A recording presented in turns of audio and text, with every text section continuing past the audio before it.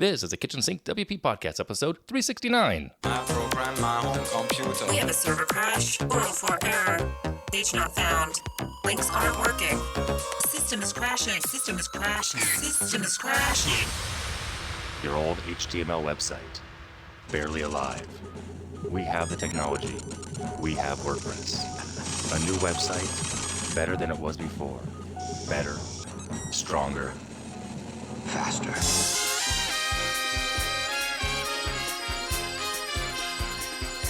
We have the technology.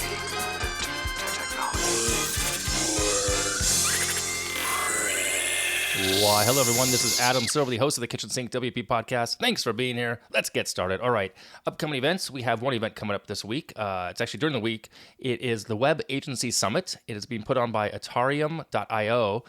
They're formerly known, I believe, as WP Feedback. It's the company that they changed names and rebranded. So that's March 23rd through 26th.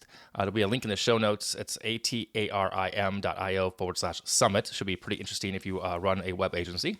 I will probably be there as well, listening in on some of those discussions. That is it for the upcoming events. But we also have a job op this week as well. My good friend Tara Clays, she is looking for a WordPress assistant, and there'll be a link in the show notes. She's over at designtlc.com, and she's looking for somebody 5 to 10 hours a week. Just looking for someone who knows WordPress, Beaver Builder, Page Builder, etc. Maybe I should apply for this. Anyway, check it out. Link in the show notes. If you're looking for work, part-time, 5 to 10 hours a week, remote, if I'm not mistaken. Yeah, it's all remote. So check that out in the show notes as well. All right, moving on to the news, segment one there.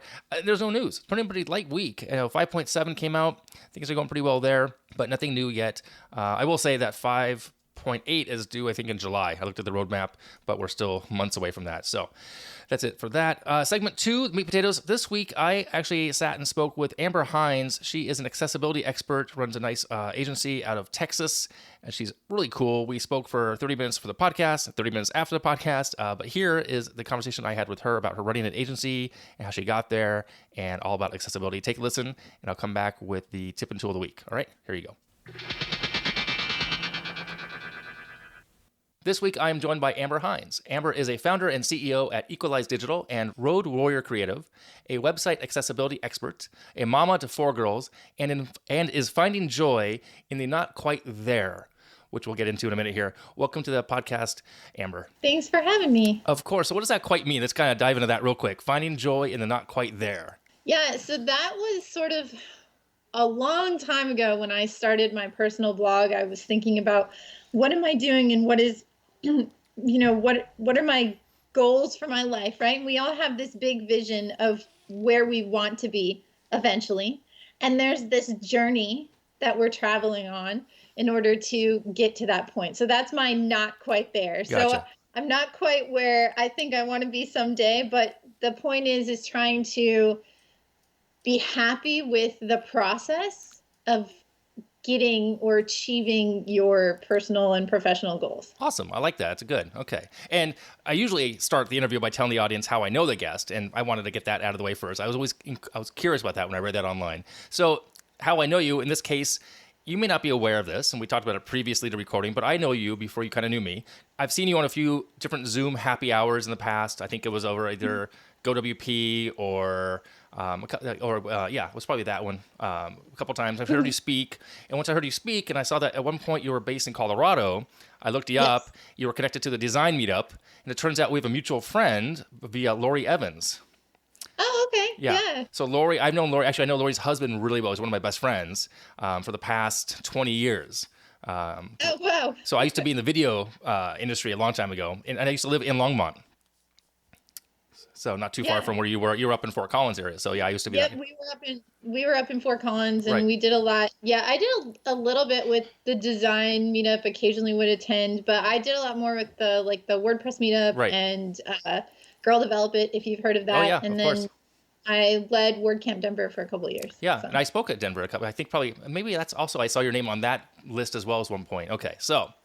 And we're also both members over at Post Status, which is a great organization, a great group community as well. So for those who don't know you, the way I kind of have known you just online from afar, how did you get into WordPress? How did you get here? What led you to WordPress in general? started on WordPress.com. So we're talking about blogging, personal blogs. I had a little bit of a mommy blog when my oldest daughter, who is 11 and a half now, was born. So quite a while ago. And I transitioned to .org when I wanted to do more with my CSS than you could do. And that's when I started learning PHP. And I had a few friends. I was a stay-at-home mom. I had a few friends who said, I love your blog. I have a business. Will you help me make my WordPress website better? And so I started doing some at first I was just helping them for free. I was like, wait a minute, I can charge people for this. So that was how I first got started as a freelancer, working with WordPress, and sort of grew. And these days I do very little coding.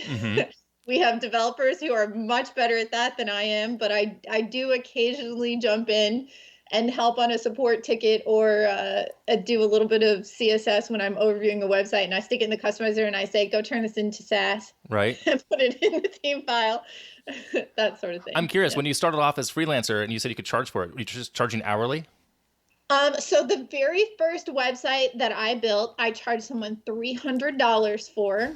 That's awesome. It was for a crib rental business. We lived on Nantucket, so they did like baby gear rental for people that were vacationing there. So it actually had some pretty complex like forms where people had to choose what they wanted and all of that.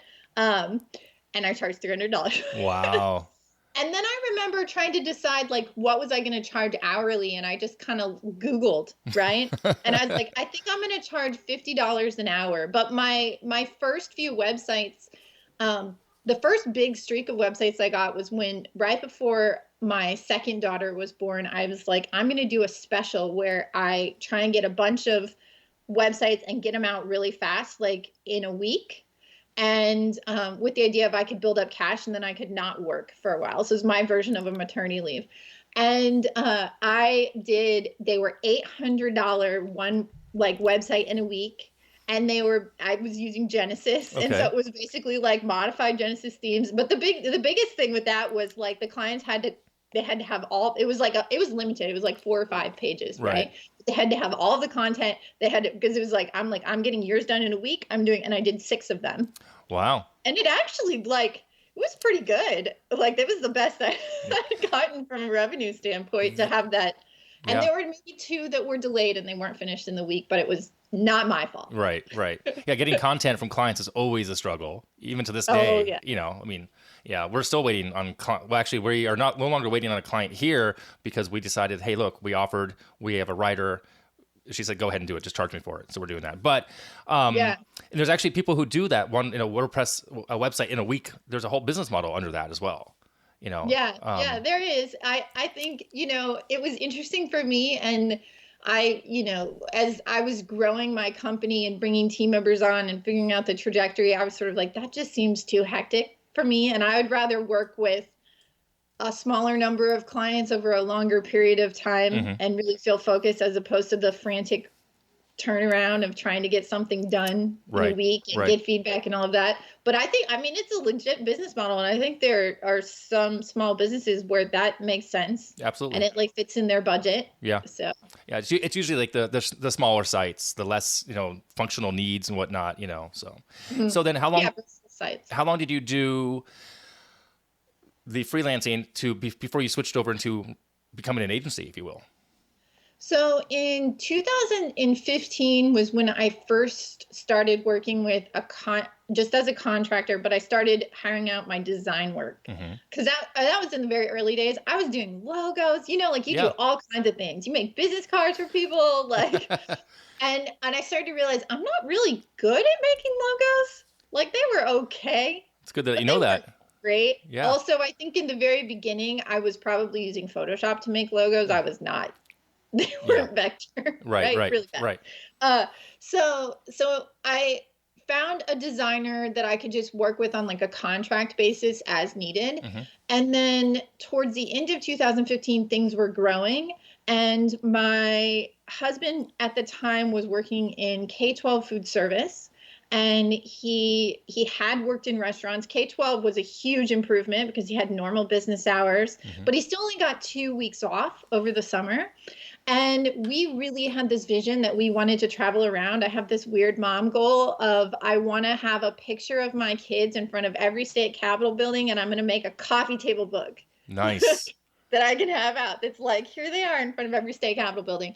And when he only had 2 weeks vacation, it didn't work very well. And so we discussed towards the end of 2015, and we decided that we were going to grow the business so that it could support our whole family.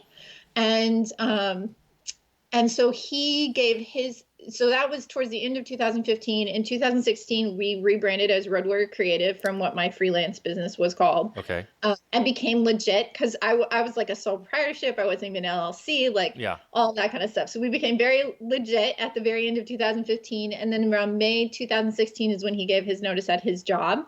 And it was another 2 months before they found someone to replace him. And then he joined me in the business, and we hired our first developer towards, well, it's sort of rocky hiring because we decided we were going to be remote, and we went through a few people, but then we found our first full-time, who was awesome, and he's still with us, developer in early 2017. Okay. And how big is the team now? So there's 7 of us total. Okay. We have 2 developers, a content specialist, an account coordinator, and a designer. And then myself, my husband. Okay. Yeah. Similar to my agency. I mean, we're a little smaller. I have 2 devs, 1 PM. Well, there's an overlap there, and a designer as well. And then me doing strategy and sales. Okay. Mm-hmm. Cool. So what's your day-to-day look like now? I mean, now you've kind of transitioned. It's been a few years. So it's been almost 4 years since you've gone full-time in. What's the day-to-day look like for you as an agency owner? I feel like to some degree, it's different every day. I'm doing more PR and more partnership, trying to build things. I tend to do more of the high level strategy with our clients. So I have more client calls and that sort of thing.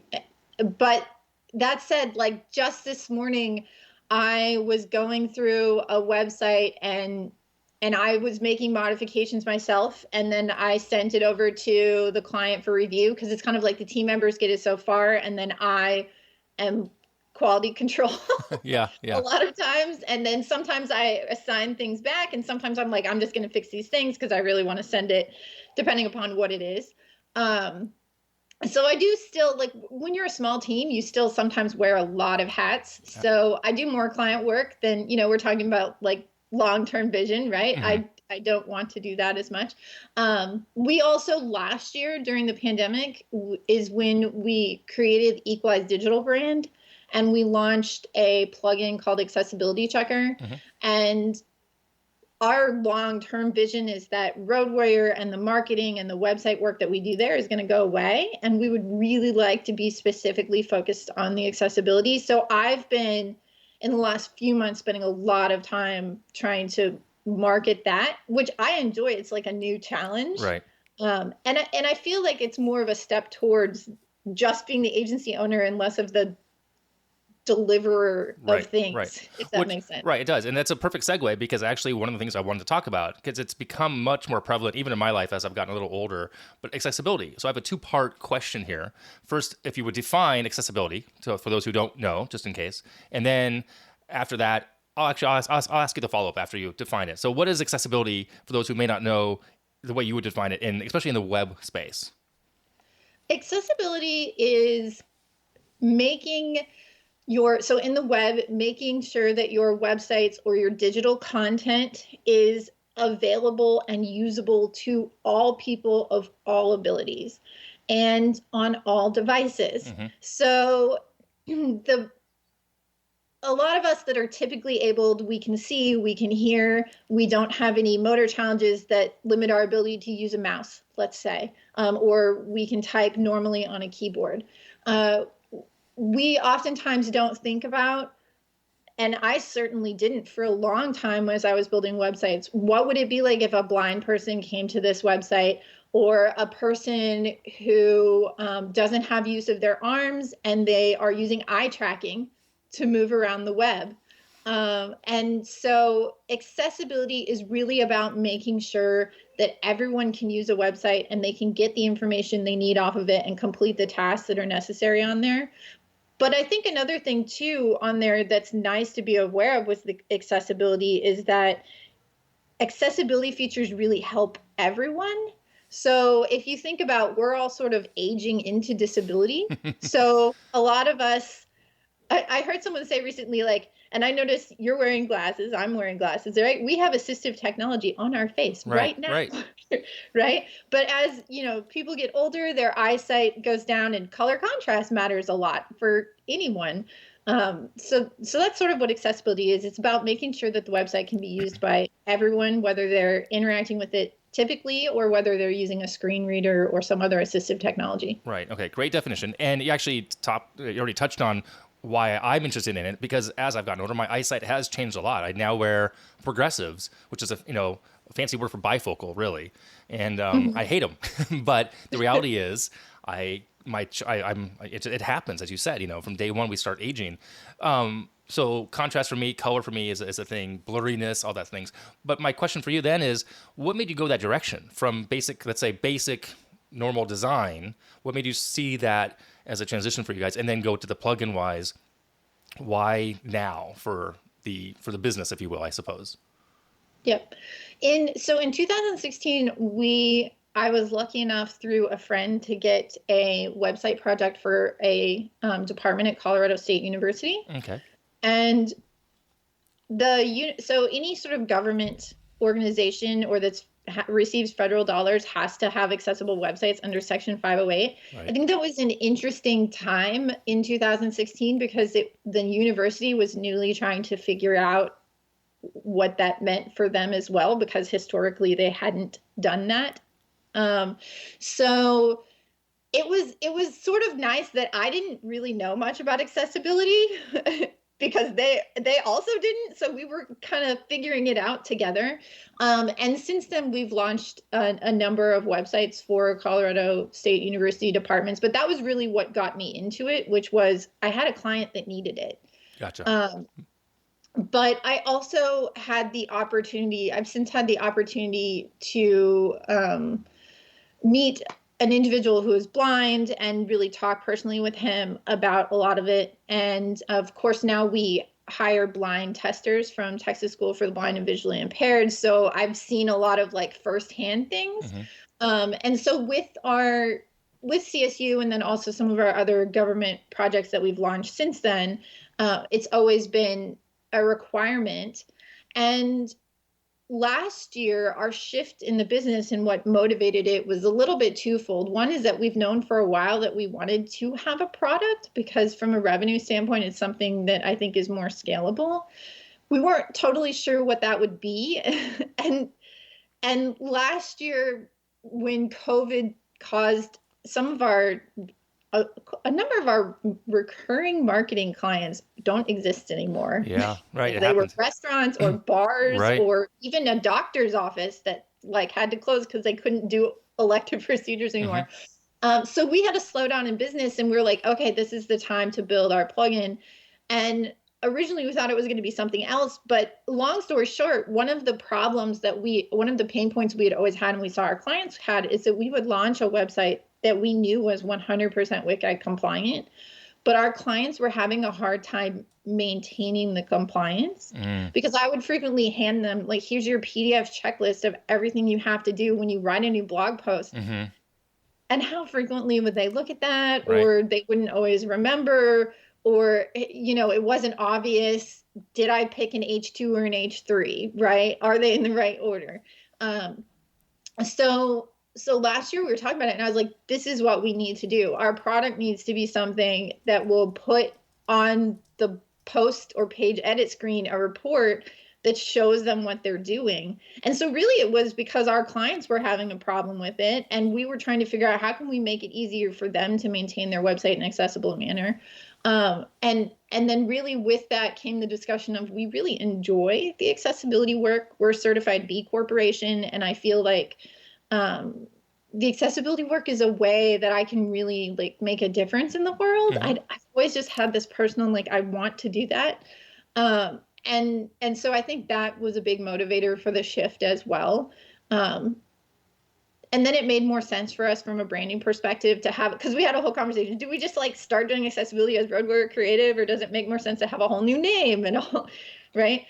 So that was a little bit, there's a lot of conversations that went on behind that, but that's kind of why we made that shift. Makes total sense. I mean, I have a couple clients also funded by states out in California. They get federal dollars, nonprofits. So we have to make sure that they're always up to date. And we recently rebuilt their site, had to make sure it is. And I need to double check again recently. Like they get every 2 or 3 quarters when they get this funding coming in.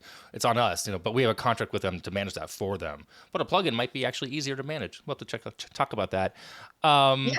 Do you, so is the plugin, is it under the Road Warrior Creative branding, technically? No. So the plugin is, it's under Equalize Digital. Oh, gotcha. Okay, that makes more sense. I think we have Road Warrior WP, which is our .org name, also as like a creator on the plugin. So it might be visible on both accounts on .org, but you would find it if you went to equalizedigital.com. Okay. So it's under that brand. And is it just is it a SaaS model, or is it I'm just curious, how did you guys set it up? Yeah. So one of the things that we decided to is we have done, and we do under the Equalize brand as well, accessibility audits and remediation. Mm-hmm. And in the past, what we have used so Wave Axe, these are really great tools for doing one-off page tests. Mm-hmm. Their Wave does have an API that you could pay for if you wanted to scan the whole site, or like Pope Tech is a company that uses the Wave API that does that. Moncito is what we use as well to do bulk scanning for sites, and it's very expensive.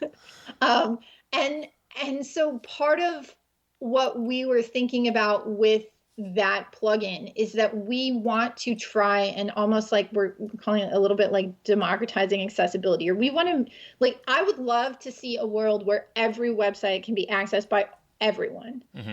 And in order for us to do that, we have to be realistic about the cost of accessibility, and we need to make it easier for business owners or people who are building their own website to, even if it's not making it 100% accessible, but if it's making some like significant improvements or fixing certain things that are just in the content editor, right? We have to make that accessible to business owners in order for them to make their websites accessible. So with the plugin, we have, just like you would expect, a yearly plugin license fee. Mm-hmm. We did decide that the plugin doesn't function. So we have a free version on WordPress.org, mm-hmm. and then the pro version of the plugin just has a license fee. It doesn't function if the license isn't active. That is a decision that we made. However, our license fee for a single site is $149, and if you go to pay for like Moncito or Pope Tech, you're paying per URL. Oh, yeah. And you're probably paying at a minimum like $2,000, $5,000, depending upon the size of your site. Right. So that was sort of a goal with the plugin, and our sales model is to try and make something that's more accessible to everyone. Okay. And so that's kind of what we've done. Interesting. Yeah, I'll definitely have to check that out. All right, a couple more questions for you. I want to be respectful of time here. So actually, outside of the plugin and the accessibility aspect of it, running the agency, running the new service or the product side of it, what is an unexpected joy has come from doing those two things? I'm curious. So I think the biggest, I don't know if it's unexpected, but the biggest joy that has come from what we're doing now is just the amount of time that we get to spend with our kids. So our 4 daughters. And this last year we didn't travel, which was kind of a bummer, but for 2 years in a row as Road Warrior, we would spend at least 10 weeks on the road, and we had a travel trailer. It was fully branded. Nice. With all of our logo and everything. And we would travel, and we got to meet some of our clients face to face, which is kind of cool when you're working with people across the country. You don't always get to do that. We also, besides visiting state capitals, we always make a point of going to, if there's any sort of homemade ice cream shops in different capitals. And I will tell you, the best one so far is called Salt and Straw. We had it in Portland, but they have like 6-ish locations on the West Coast. That one, the best ice cream I've had in my entire life. The second best is in Helena, Montana, and it's a place called the Big Dipper. Okay. But that's been sort of a fun thing that we just started at one point. And yeah. Very cool. Okay. To wrap things up real quick here, tools. People always like to know what tools agency owners and technologists use. What are your 3 tools that you use on a daily basis to kind of run your life, business, etc., as we talked about before? So number 1 is Basecamp. Okay. I will admit that we are so ingrained in Basecamp that my husband and I also have a Basecamp project for our life. It's not visible to our team members. Right. Just for us. But we use the to-do lists and we chat with each other in the campfire sometimes on our phones when we're putting separate children to bed. And we use the docs and files section for our life. So Basecamp is literally vital to everything we do. That's funny. That's awesome. Yeah. We use we use toggl for time tracking, and all of our team members do it. Is we track everything, not just billable hours, but internal work as well. Like we have projects in toggl for internal work, and we track meetings and all of that. And that is nice. One, it's vital because that's how we bill anything that's hourly. But also post a project, we can look and see, hey, if it was anything was billed like flat rate, right? Did we achieve how, and it gives us warnings. So it emails us as we're getting to like 50%, 75%, like those sorts of things to help you stay on track. So toggl is an awesome tool. And then on the accessibility side, of course, besides my plugin, I feel like one of the things that people who are new to accessibility are less aware of is the Axe. Which comes from DQ, and it's there's a browser extension, and you can use the free or the pro version, but the free version does a lot of in-page scanning, and I think it's more thorough than Wave. So if you're a developer or an implementer who wants to try and just like test any website, I would recommend installing the Axe plugin. That's what we've been using for that other client as well, actually. Exactly what we use until now. So, okay. Well, thank you so much for being on the podcast. Really appreciate having you here. Where can people follow you and find you online? What's the best place? So the best place to connect with me is probably on LinkedIn. I'm fairly active on LinkedIn, and my username is just Amber Hinds, all one word. And otherwise, you can find us on equalizedigital.com. Awesome. Well, thank you again so much for being here. Really appreciate having you, and we'll see you next time. Thank you so much, Adam. Thanks again for Amber for doing that. She is really cool, quite knowledgeable about all things business and accessibility. Just really had a great time talking to her. So again, thanks to her for being on the show. All right, segment 3, tip and tool of the week. This week's tip, it's a tool. It is called Zoomescaper.com. It's a extension, I believe, for Chrome only, but it's if you want to, I think it's for Chrome. Or for your browser, it's a way to, for Zoom, sorry, not for Chrome, but for Zoom, it's a way to escape Zoom meetings based on, you can self-sabotage your audio. It's kind of funny. Check it out over at Zoomescaper.com. If you're just in too many Zoom calls, as we all are these days, here's a way to get out by having bad audio on purpose. Check it out. And that is it for this week. If you have any questions, go ahead, send it in via email, adam@KitchensinkWP.com, or use the speak pipe function of the website. If you want to support the show, you can do that. Become a Patreon. Would appreciate that. KitchensinkWP.com/Patreon. Want to sponsor the show, you can do that too. There's a form on the website. And if you're looking for some business coaching that you want to do something on your own in regards to WordPress, you can do that over by checking out adamsilver.com. Thanks for listening. See you next week. Now go out and do some awesome things with WordPress. All right. Bye-bye.